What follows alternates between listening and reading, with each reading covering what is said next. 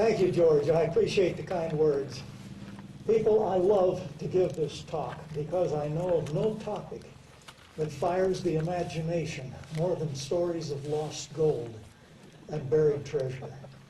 And it should be more so for those of us here today, because what is probably the world's best known, the world's most sought for lost treasure lies hidden this afternoon, probably not 10 miles from the spot in which we're gathered.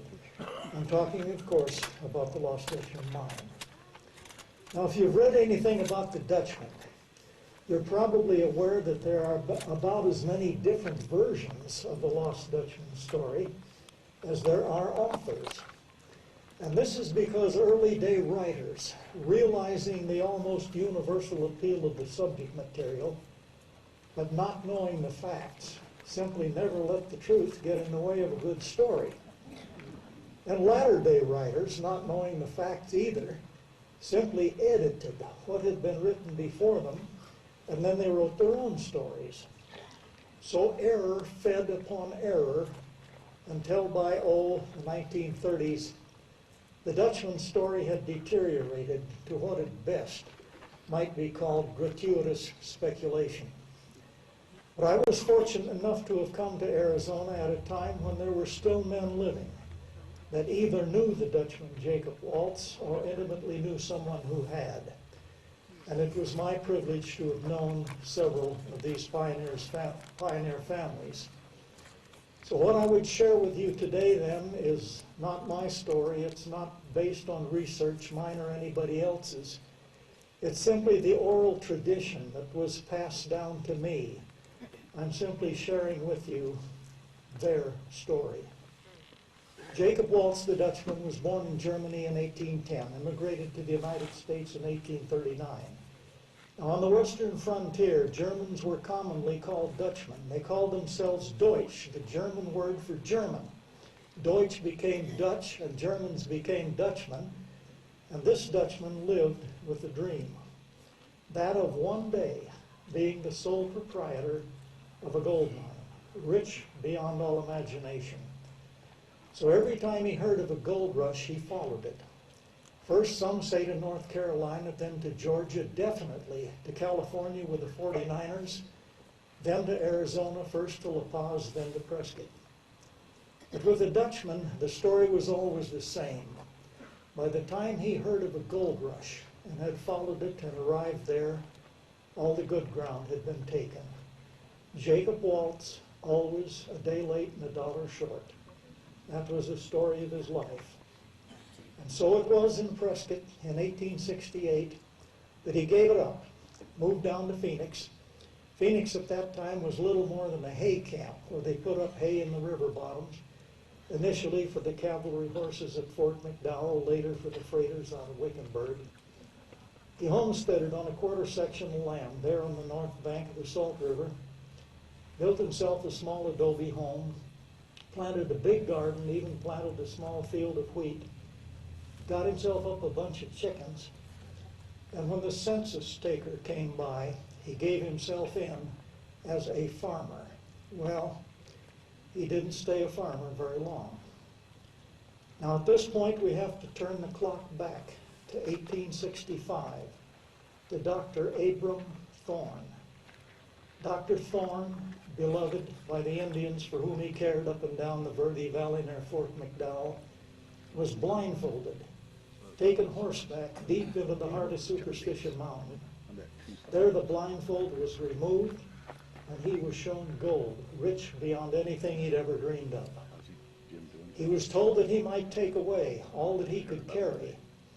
And here he played a bit of a joke on the Indians. They thought he was going to fill his pockets. But it was cold weather. He was wearing long underwear, which he removed, tied a knot in each of the ankles, filled both legs up with rich gold ore, knotted it off at the waistband, sat it astraddle his horse back of the cantle of the saddle, and, minus his underwear, shivered all the way back to Fort McDowell. And the Indians took it good-naturedly. They said it looked like half a man riding along behind a man on Doc Thorne's horse. At any rate, they returned him to Fort McDowell. There the blindfold was removed, and he wished the good doctor well with his newfound wealth. Dr. Thorne bankrupted himself, nearly bankrupted his family, financing his attempts to relocate the source of his mysterious gold. He failed. He moved to Lematar, a little town out of Socorro, New Mexico, had a small family practice there. And there in 1868, he met C.E. Cooley, Corydon Cooley. Cooley heard Dr. Thorne's story, believed him, and decided to organize his own expedition to hunt the Lost Dutchman Mine. He went first to Prescott, where he organized what he called the Prescott Detachment. He sent riders on ahead to Phoenix and Wickenburg to organize the Phoenix and Wickenburg detachments. And when they assembled at Phoenix and rode out eastward to Fort McDowell and into the Superstitions, Cooley had a small army of 267 men. And one of the members of the Phoenix detachment was, guess who? Our farmer friend, Jacob Waltz, the Dutchman. This expedition was also unsuccessful. They returned to Fort McDowell, where they disbanded. The Prescott detachment going up the Verde Valley to return to their homes. The Wickenburg and Phoenix detachments going down the Salt River to return to theirs. Only the Dutchman remained behind at Fort McDowell. And when the rest had departed, he re-outfitted himself and headed back to Superstition Mountain alone. Now this would seem to be a very foolish thing to have done at that point in Arizona's history of her Indian campaigns. Perhaps the Dutchman felt that one man traveling quietly alone would be less apt to stir up the hostile Apaches. Or perhaps the Dutchman felt some sort of impending destiny calling him back to Superstition Mountain. Well, if that were the case, he certainly got that right. The Dutchman prospected eastward through the Superstitions, nearly to the present site of Globe, was on his way back several days into the mountains when he was attacked by a small party of Indians. They ran off his animals, he lost his entire outfit. He said he spent a couple days hiding in those caves up in that high, rough country until he was sure the Indians were gone. And then he struck out for Fort McDowell on foot. He traveled a short distance when he came upon the vestiges of an old trail which had seen recent use. He followed it into a camp. There was no one there, but there was food on the back of the fire, so he ate and he waited. Along about dusk, 3 Mexicans came into camp. They were afraid of him, but he reassured them in Spanish. They told him that they were working a rich gold mine that had been worked by their family when this area was still a part of Old Mexico. They were afraid of the Indians. They had only 2 old muzzle-loading escopetas, muskets. The Dutchman had a modern double-barreled breech-loading shotgun loaded with blue whistlers, buckshot. And so a bargain was struck. The Dutchman to stay on, to help them work the mine, help defend them from the Indians, in return for which he would be generously compensated. The next morning they took the Dutchman up to see the mine, which was located some distance from their camp at Permanent Water. The Dutchman described it as a narrow incline shaft, not so deep but what a careful man could climb down it. And when the Dutchman climbed down it and looked at the face of ore that the Mexicans were mining, he could scarcely believe his eyes. He said it was a vein. He didn't say 18 inches wide. He held his hands up about this far apart and said it's a vein about that wide. And he said it was about 1/3 pure gold. The Dutchman laid awake all that night. He was 60 years old. If he wasn't destitute, he was certainly poor. All his life he chased the will-o'-the-wisp. He'd found nothing. It provided nothing for his old age. Couldn't even go to the county poor farm. There wasn't any. He had just seen what he believed to be the richest mine in the world in the hands of 3 Mexicans who had no legal title to it, couldn't file a claim on it. They weren't American citizens. He began to feel that even if the Mexicans hadn't been there, surely he would have found this mine. He began to feel that rightfully it should have been his by virtue of half a lifetime spent in the search. He began to convince himself that this whole thing simply was not fair. And by daybreak, he had decided what he would do. They were running out of food. They decided to go to Fort McDowell to buy supplies from the post sutler. They sent one of the Mexicans up to the mine to put away their tools, put some brush in front of the entrance in case someone should come wandering through the area. Well, that man had been gone for about an hour. The Dutchman seized his chance. When the other two Mexicans had their backs turned, getting their burros ready for the trip to McDowell, he shoved the muzzle of his shotgun into his bedroll to muffle the sound. He shot the first man in the back.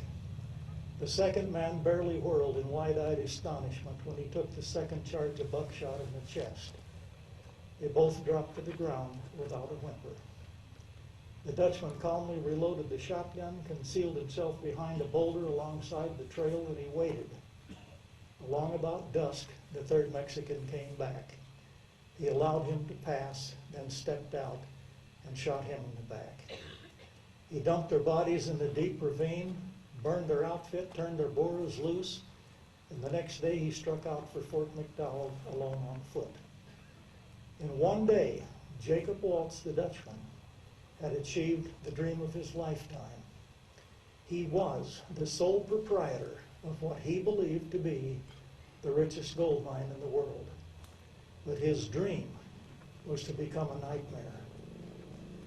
The Dutchman didn't return to the mine that winter. He was afraid the Mexicans might have friends or relatives come looking for them, find them missing, find the Dutchman in possession of their family mine, and decide that perhaps the Dutchman should be the guest of honor at a lynching.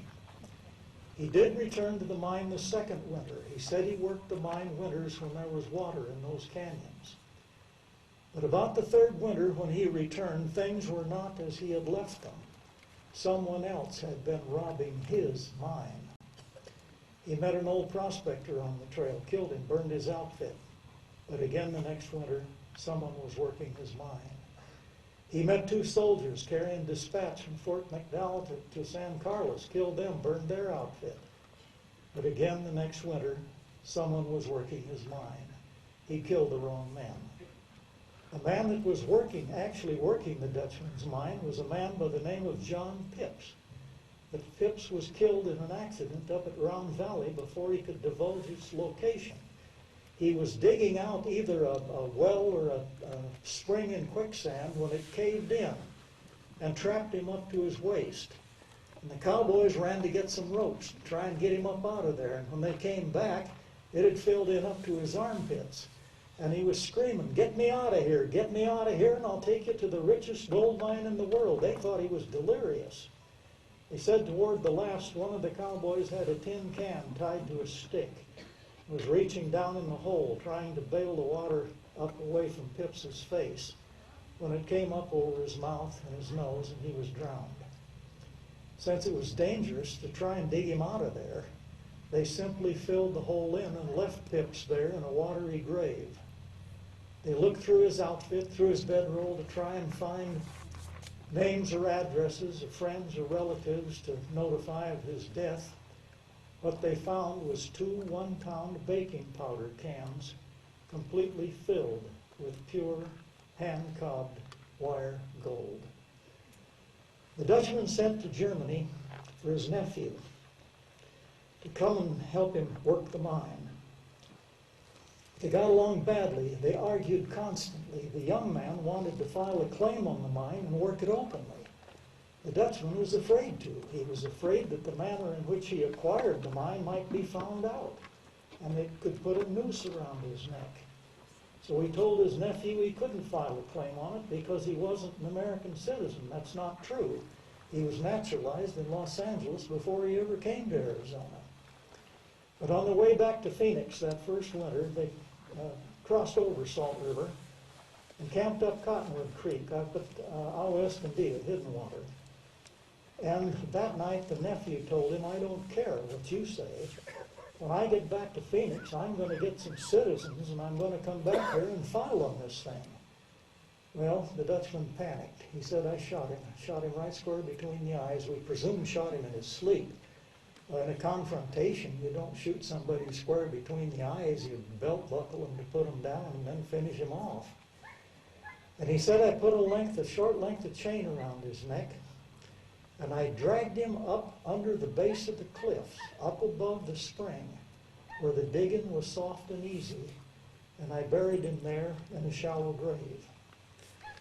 Now, the Dutchman made his last trip to the mine in 1884. He'd already taken out enough gold to last himself a dozen lifetimes here on the western frontier.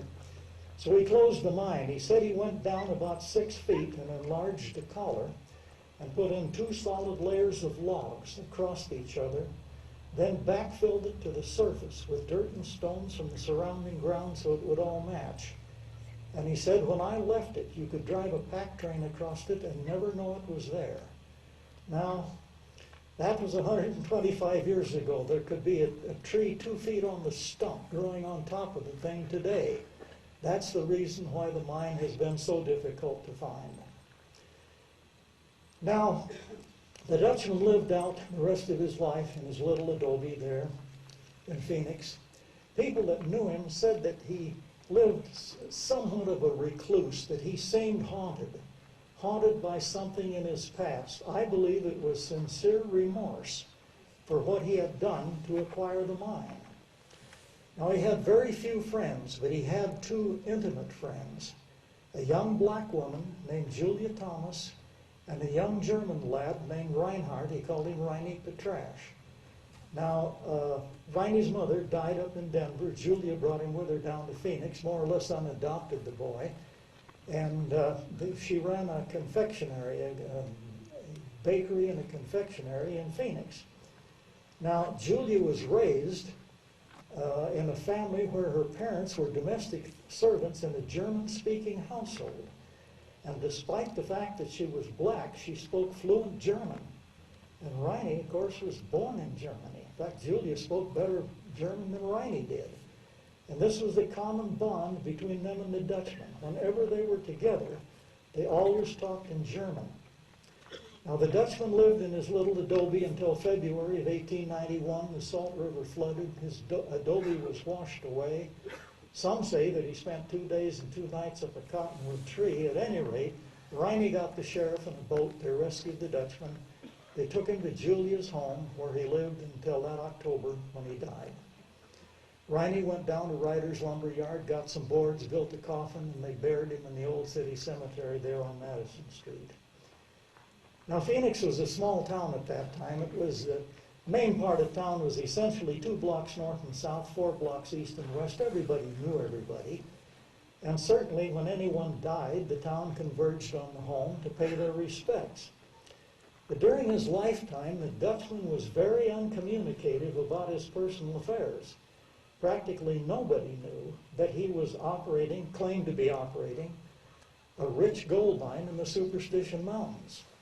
It was in 1895, 4 years after he died, when the initial searchers for the mine began to sample some disillusionment, and they began to let the story out. It was picked up by a Phoenix correspondent for the San Francisco Chronicle. Then it was published in the Kansas City Star. Then it was nationally syndicated. And by the end of 1895, practically everybody in America had heard of the Lost Dutchman Mine in the Superstition Mountains of Arizona. Now, at that point, it became very popular to say that you were present at the Dutchman's deathbed revelation about the mine. Well, you were there when the Dutchman... Oh, yes, I was there. Well, did he make a map? Yes, he made a map. Well, do you have a copy of the... Yes, I have a copy of the map right here. Well, could I get a copy? Well, I get $7 for these maps. Well, here's your $7. Here's your map. And so these maps changed hands from bar stool to bar stool, which is where they still change hands today. I got to tell you a story about maps. A fellow showed up here at the Historical Society, and he wanted us to solicit subscriptions for $70,000 to buy a map that he had. It was not a copy. It was an original drawn by the hand of Jacob Waltz himself in 1891. He not only had the map, he had notarized affidavits, certificates of authenticity, establishing that this is a genuine map. And I said, well, I'd like to see the map. Oh no, first you pay the $70,000, then you get to see the map. And I said, well, I'd like to see your certificates of authenticity. No, first you pay the $70,000, then you get to see the certificates. And I said, now look, you want us to give you $70,000? I don't even know that you've got a map. And he said, well, I got a map all right. And he took it out, he slapped it down on the table, held it down with both hands. I got to look at it for about 5 seconds. He put it back in his pocket. I said, now this was drawn by Jacob Waltz himself in 1891. He said, absolutely. I said, friend, you shouldn't have drawn this map with a ballpoint pen. And he looked at me without the slightest trace of embarrassment. And he said, you know, I never thought of that. Well, at any rate, if all the people that claimed to have been present at the Dutchman's deathbed were gathered together, you couldn't have got him in a Southern Pacific Railway car. I really think that almost all of those people that claimed to have been there were there when the Dutchman was either comatose or dead. There were actually 2 people present at the Dutchman's deathbed revelation about the mine, essentially what I'm bringing to you today. One was Gideon Roberts. Gideon Roberts was the Dutchman's next-door neighbor. They were dear friends. He had traveled with the Dutchman from Castroville, Texas, to the goldfields of California, to La Paz, up to Prescott, down to Phoenix. In fact, the Dutchman's homestead was surrounded on 3 sides by Roberts family homesteads. But the Roberts was the Dutchman's age, and the Roberts died just several months after the Dutchman did, died of silicosis. The other man that was there was Dick Holmes. Holmes was a young man. Holmes knew the Superstition Mountains. He had packed as an extra for the Army out of Fort McDowell. He knew the country. He was also an experienced outdoorsman. So here was the Dutchman's chance. He latched on Dick Holmes as one person that stood at least a chance of being able to go back and find the mine. So he said to him, Dick, he said, I didn't like to deal with banks. He said, I made 3 caches of gold back in the mountains, a large cache and 2 small caches. But he said, I went back later and I packed one of the small caches out. It's what I've been living on all these years. And he said, what's left of it is in a miner's candle box under my bed. He said, Dick, get it out. Holmes got it out. It was heavy. The Dutchman told him to open it. And when he did, Holmes could hardly believe his eyes. And that candle box was 48.5 pounds of gold that was so rich, it was about a third pure metal. It was so rich that Holmes simply blurted out. He said, my God, that's rich. That's got to be just a pocket. And the Dutchman said, no, it isn't. He said, it's a vein. He said, there's enough left in sight there to make millionaires out of 20 men. Now, we don't know whether he said that figuratively or literally. Well, at any rate, he gave the gold to Holmes as a grub stake to go find the mine, with the understanding that if he did, he would do what was right by Riney and Julia and Gideon Roberts. Holmes sold the gold to Goldman's store. Leo and Charlie Goldman ran a mercantile store on the northeast corner of Central and Washington and Phoenix. Merchants dealt in gold in those days, but they needed an assay basis upon which to base the sale.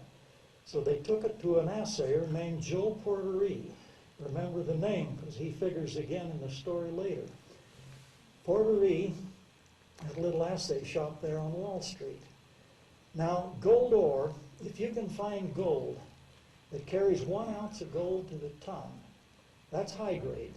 Now, I operate the old Wasp mine up here at Goldfield. If we can find gold that carries 1 ounce, ore that carries 1 ounce of gold to the ton, we can make money like bandits. In the early days, prospectors, since they didn't have the refining equipment that we do, really wanted gold that would carry 2 or 3, maybe even 4 ounces of gold to the ton. The gold under the Dutchman's bed that Porterie assayed carried 5,500 ounces of gold to the ton. To put that in perspective, if you had an 18-inch vein of it today, every 3 feet would be worth over $1 million. Now, Holmes had a problem. Was the Dutchman telling the truth? Was he rambling in a raving delirium? Or was he deliberately perpetrating the cruelest hoax that's ever been perpetrated in Arizona territory? Well, unfortunately, by its very nature, almost everything the Dutchman had said was incapable of being checked out. But there were 2 things that could be checked out. And the first thing Dick Holmes did was saddle up and ride up to Hidden Water. And he said he spent a couple days digging along up under the cliff, up above the spring, up under the cliff where the digging was soft and easy.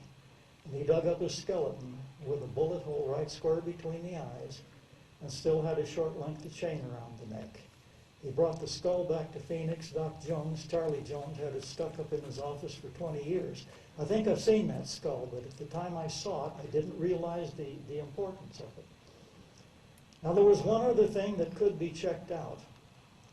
The Dutchman, in trying to direct Holmes back to the mine, was not using place names, because it was only in his latter years that they were beginning to attach names to the canyons and the mountains and the superstitions.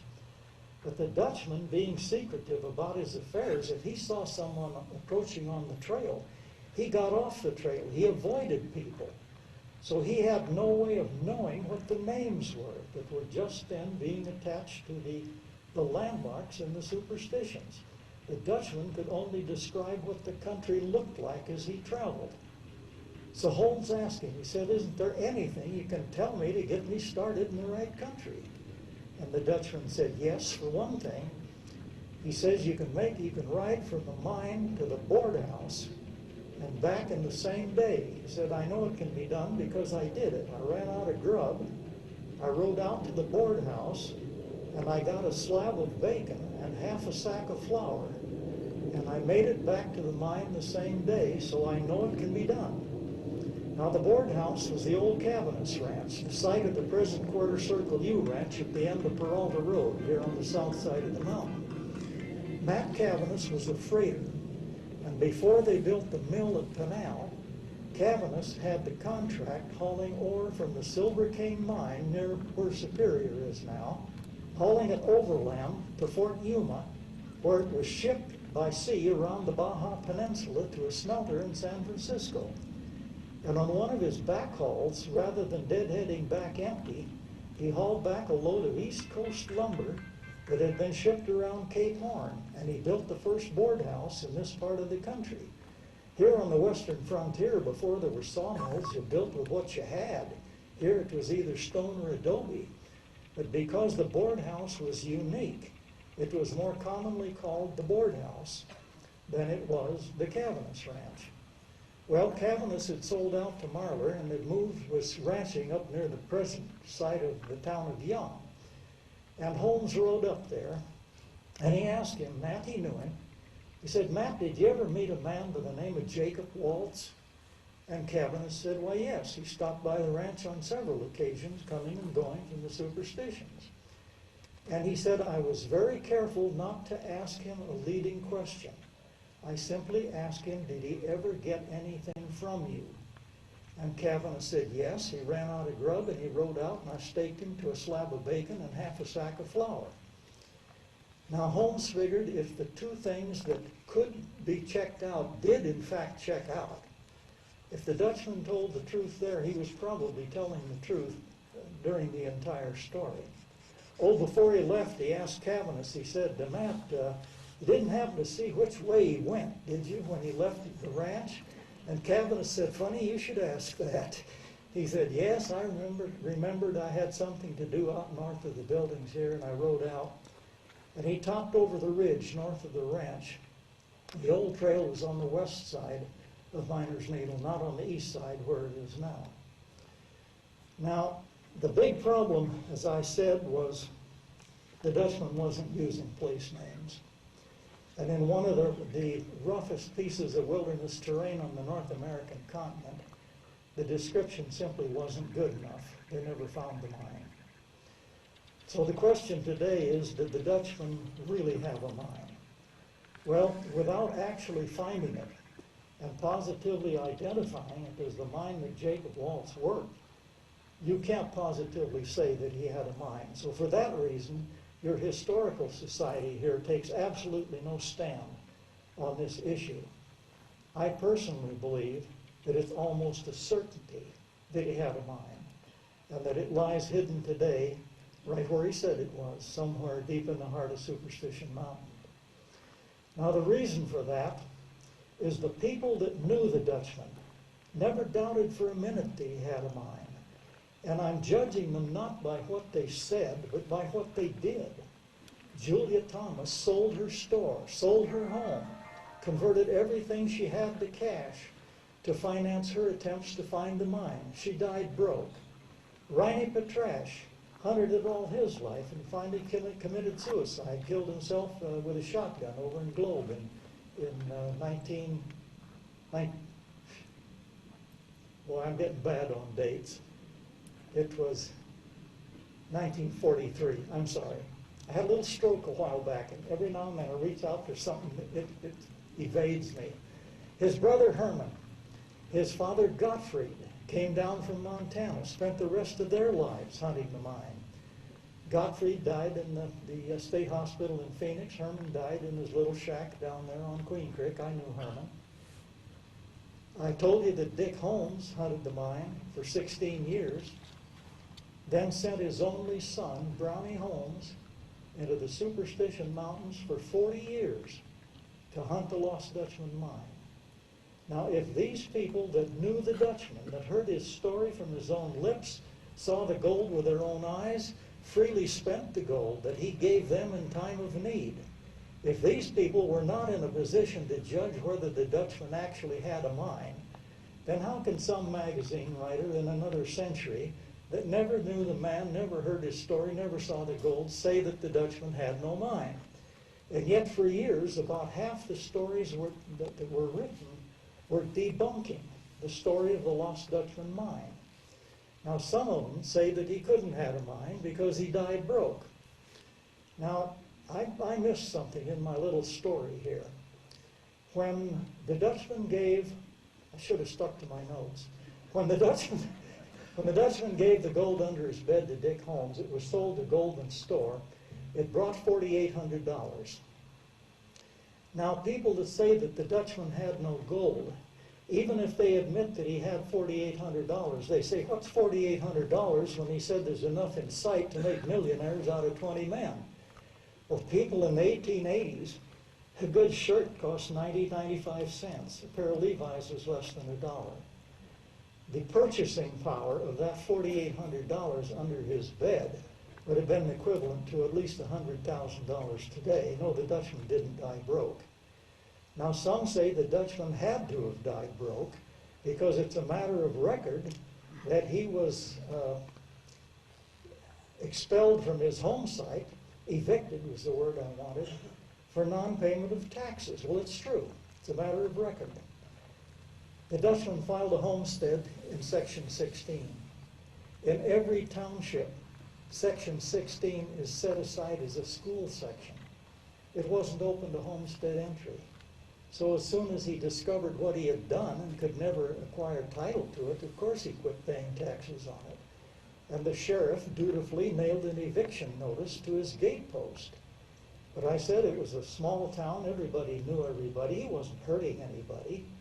And despite the eviction notice, they left the Dutchman there unmolested until the flood in February of 1891. No, the Dutchman didn't die broke. Now, some say that there can't be a Dutchman mine, even if they admit that the Dutchman had gold. Some writers claim he had no mine. And these have to come up with an alternative explanation for the source of the Dutchman's gold. The most popular one is that he worked at the Vulture mine at Wickenburg and high-graded, stole high, valuable gold specimens, and that was what was under his bed. Well, when that rumor came out, remember Joe Porterie that ran the assay on the Dutchman's gold? Porterie threw up his hands and said, absolutely not. He said there was rich gold in the Vulture mine, but it was nothing like what was under the Dutchman's bed. And Porterie should have known, because the chief assayer at the Vulture mine was Joe Porterie. That's all he did from morning till night was handle Vulture ore. If the ore under the Dutchman's bed was from the Vulture, he would have recognized it. Some say that there can't be any gold in the Superstition Mountains because it's a volcanic caldera, and gold does not occur in volcanics, so yes, it does. Some years ago, I took a course in volcanism at the Mackey School of Mines up at the University of Nevada at Reno. And I asked our instructor, Dick Silito, who was the instructor in economic volcanic geology. I said, Dick, is it really conceivable that you could find ore chutes running thousands of ounces to a ton in volcanics?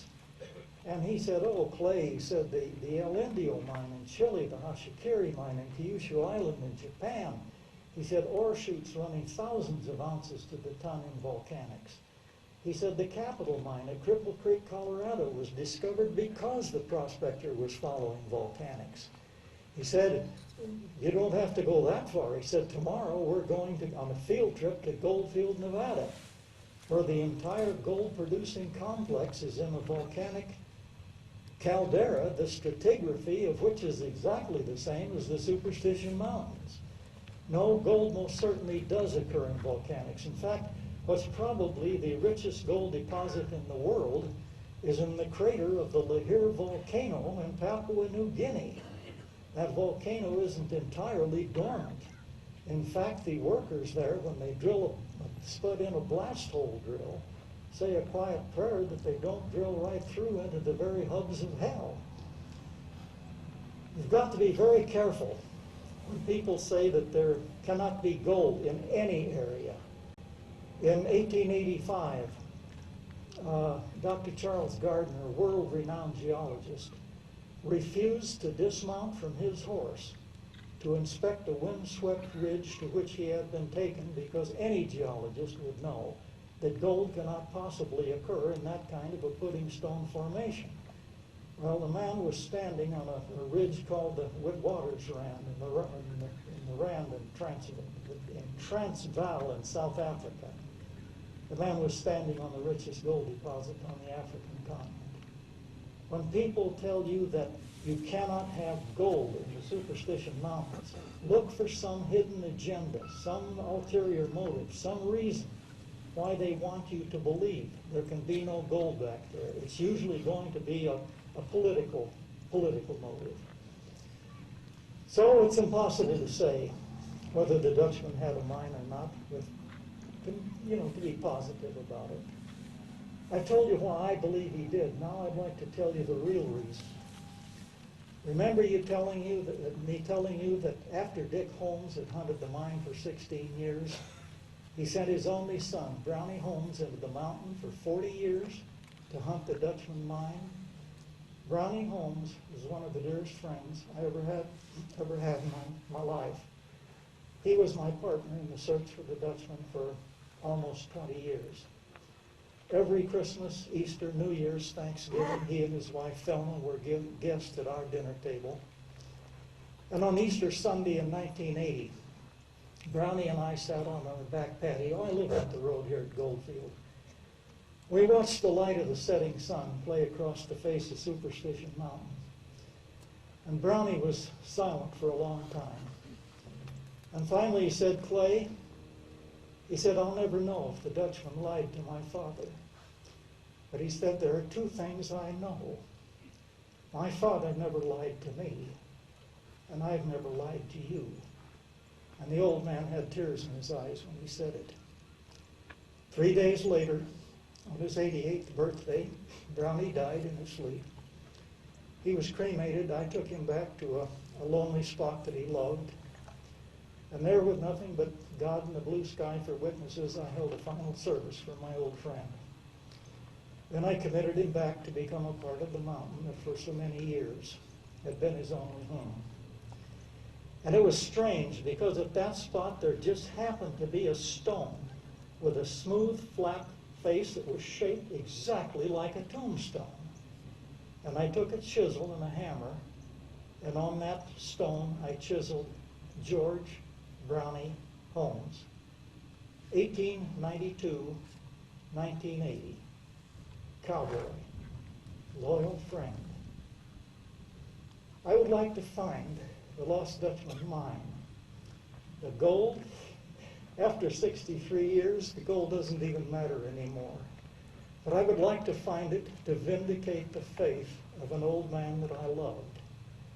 To vindicate the faith of a half a dozen men that I knew that spent their lives, maybe I should say squandered their lives, in a fruitless search for the Dutchman's gold. As a young man, Superstition Mountain swallowed up 5 years of my life, most of it camped alone deep in the heart of the mountain, searching for the Dutchman's gold. And if I could turn the clock back today to 1947, when I packed my first camp in, and absolutely knew then that I would never find it. With God as my witness, I would do it all over again. Because unlike many of the others, I found gold. No, it wasn't gold that you could mine and carry out and spend. It was simply the golden adventure of this search. My advice to you people gathered here today, if you have the spirit of adventure in your heart, go look back at Superstition Mountain. Go look for that gold. You'll find it. People, you've been a wonderful audience. Thank you for coming.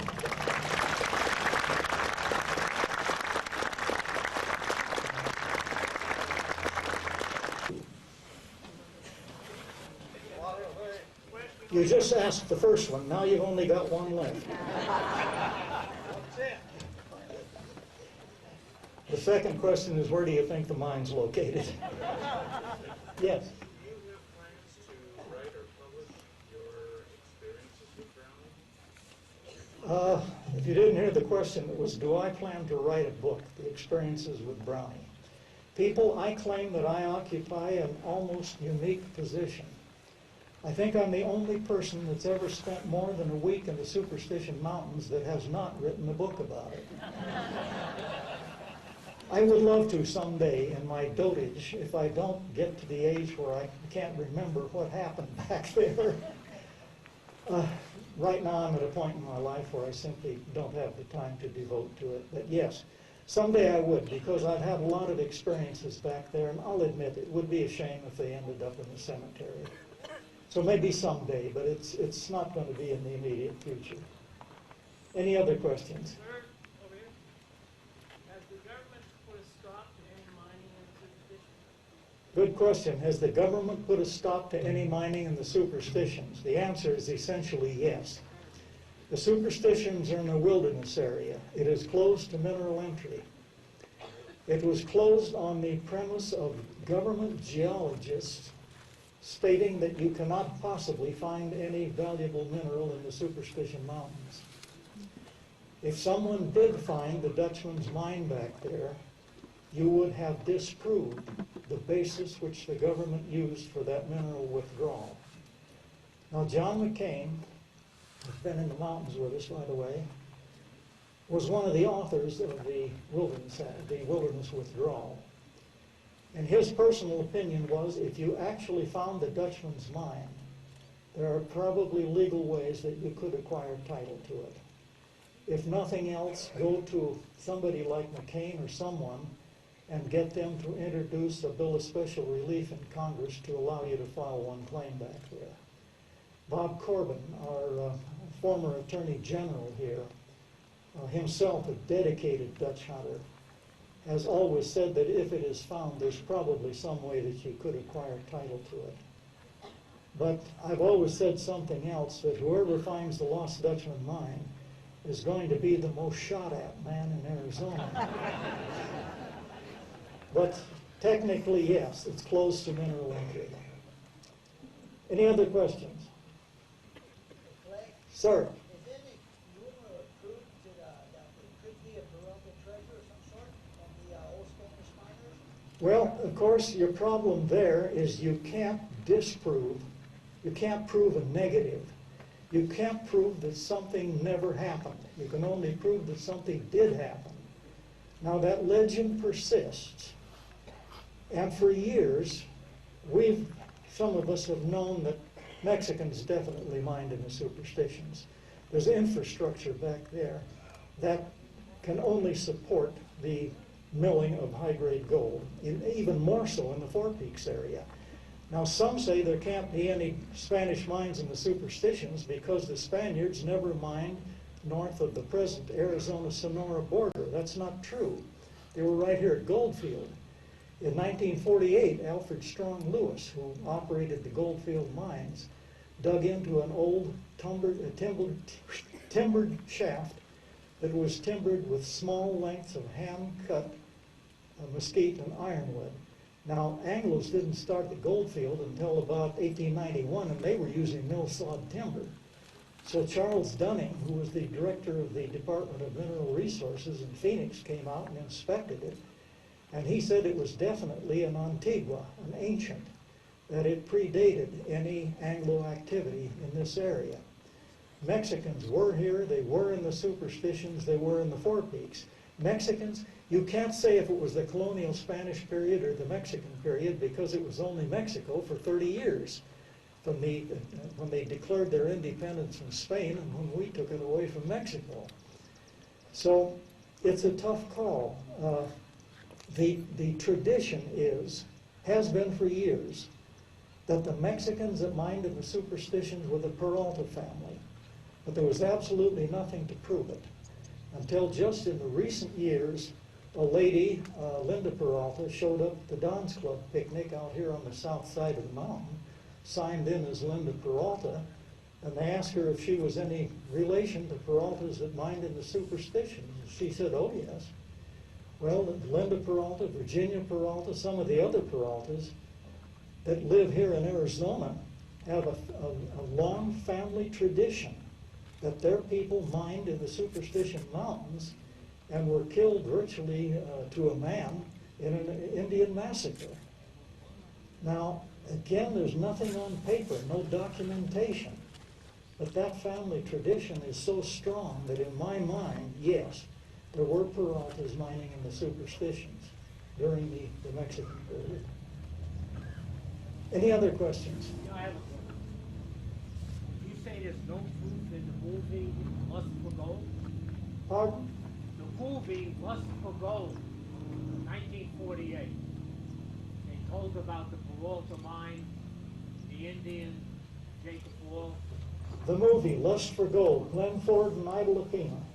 Glenn Ford was the Dutchman and Ida Lupino was Julia Thomas. That movie was an adaptation of a book called Thunder God's Gold by Barry Storm.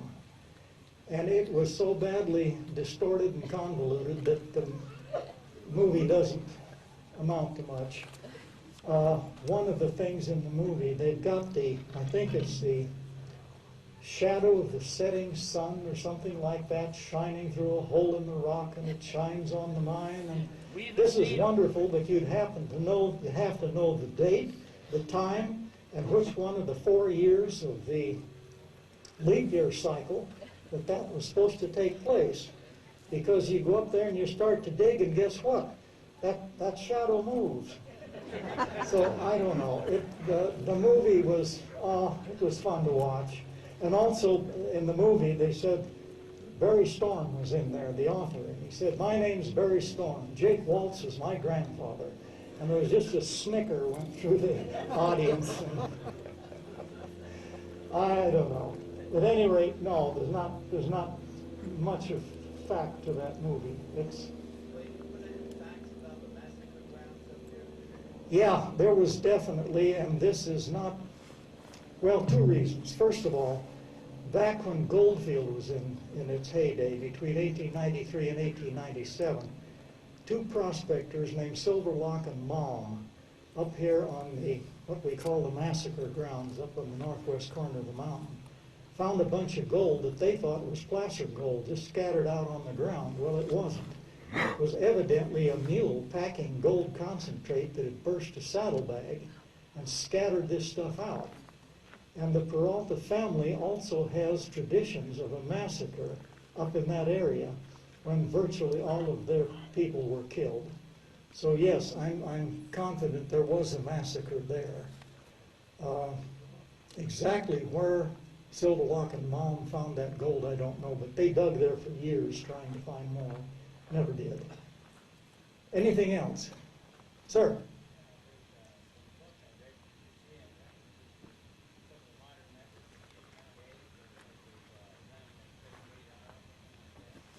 Yeah, the problem is with any electronic geophysical remote sensing devices. First of all, you've got to know where to take the blame instrument to put it on the ground. You can't just wander around over 150,000 acres of mountains with a piece of ground penetrating radar. Another problem is that the superstitions, a lot of it, frankly, are a volcanic junk pile. And there can be more variation in the background than there is between the background and a search target. Now, if you had a beautiful, smooth, homogeneous background, then you can pick up a search target very easily. I remember seeing an aerial photograph of a field in Minnesota, and there's the most perfect outline of a Viking fort in that field, including the gate and the bastions. But there you had a smooth, even, homogeneous background. When you've got it all stirred up like in the superstitions, you've got a real problem with geophysical equipment. But I do believe this. I think the Dutchman mine will be found eventually. And I think it will be found through improvements in electronic remote sensing equipment. People, you've been a wonderful audience. Thanks for coming out.